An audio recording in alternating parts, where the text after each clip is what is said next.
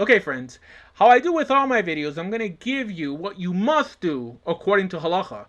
In other words, I'm going to leave out all the later additions that in some way snuck into the practice. First, you must know that there is no set order in putting on a talit according to halacha. In other words, it could be donned before or after putting on tefillin. Also, there is no set way to hold the talit when you say the bracha. So whichever way is more comfortable for you should be fine. However, it should be held so that once the bracha is said, you could immediately wrap it upon yourself. This is the way that it's done in most places today. You say, Baruch atah Adonai Eloheinu melech olam asher kedishanu b'tzotav v'tivanu leitatev b'tzitzit.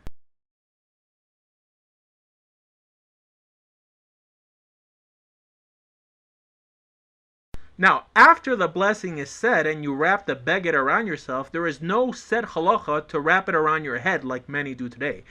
However, there is nothing wrong with doing so because if you think about it, it really helps illustrate the bracha we just said by literally wrapping the beged around us. But again, it's not necessary.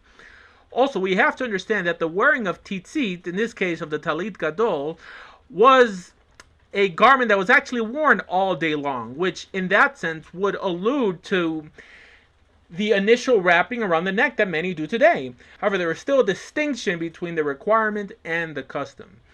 And you must also know that the notion of a talit katan was a much later invention that has also crept into mainstream Jewish life today. Also, there is no set way to don it. This is the Yemenite way, and it's the most efficient way if you plan on prostrating. But you could wear it the way the majority of Jews wear it today. And if you're wondering, this is just a modified regular long talit gadol folded in half to fit like a Yemenite one. And also, you don't have to cover your head with the talit unless you don't have a head covering when praying the Amidah. Besides that, it's really up to you. And according to the custom, a talit should be worn during all prayer times and not just in the mornings like most do nowadays. And also, there was no distinction ever made between married men wearing a talit and single ones. Actually, in the old days, a child began wearing one as soon as he was old enough to do so.